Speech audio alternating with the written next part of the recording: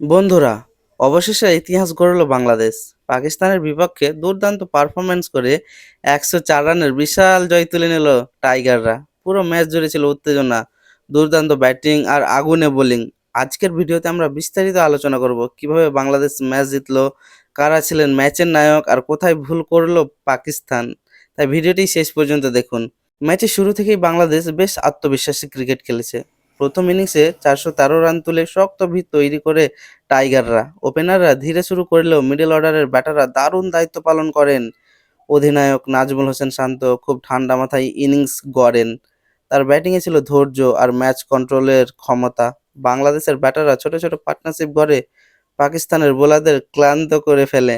জবাবে পাকিস্তানও ভালো ব্যাটিং করেছিল, তারা ৩৮৬ রান তোলে, কিন্তু বড় সমস্যা ছিল গুরুত্বপূর্ণ সময়ে উইকেট হারানো। যখনই ম্যাচে নিয়ন্ত্রণ নেওয়ার সুযোগ এসেছে তখনই বাংলাদেশের বোলাররা ব্রেক থ্রু এনে দিয়েছে। বিশেষ করে বাংলাদেশের পেস বোলাররা নতুন বলে অসাধারণ সুইং করিয়েছে।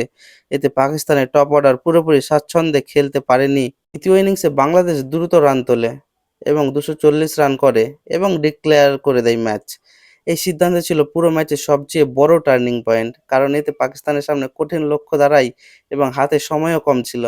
বাংলাদেশ আক্রমণাত্মক মানসিকতা দেখিয়ে বুঝিয়ে দেয় তারা ম্যাচ জিততেই মাঠে নেমেছে। এই ম্যাচে সবচেয়ে বড় নায়ক ছিলেন নাহিদ রানা। তার গতির সামনে পাকিস্তানের ব্যাটাররা পুরোপুরি অসহায় দেখাচ্ছিল। দ্বিতীয় ইনিংসে ৫ উইকেট নিয়ে তিনি ম্যাচ ঘুরিয়ে দেন। তার বোলিংয়ে ছিল গতি, বাউন্স এবং নিখুঁত লাইন লেন্থ। বিশেষ করে নতুন বলে যেভাবে আক্রমণ করেছেন সেটা সত্যিই বিশ্বমানের পারফরম্যান্স।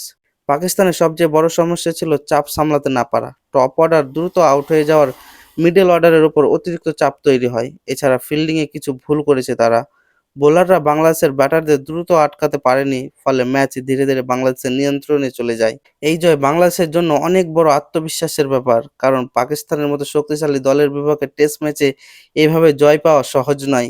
এই ম্যাচ প্রমাণ করেছে বাংলাদেশের পেস আক্রমণ এখন অনেক শক্তিশালী হয়ে উঠেছে। তো বন্ধুরা, বাংলাদেশ বনাম পাকিস্তান প্রথম টেস্ট নিয়ে আপনাদের মতামত কি? নাহিদ রানার বোলিং কেমন লেগেছে কমেন্টে অবশ্যই জানান। ভিডিওটা ভালো লাগলে লাইক, শেয়ার, সাবস্ক্রাইব করতে ভুলবেন না। দেখা হবে পরের ভিডিওতে।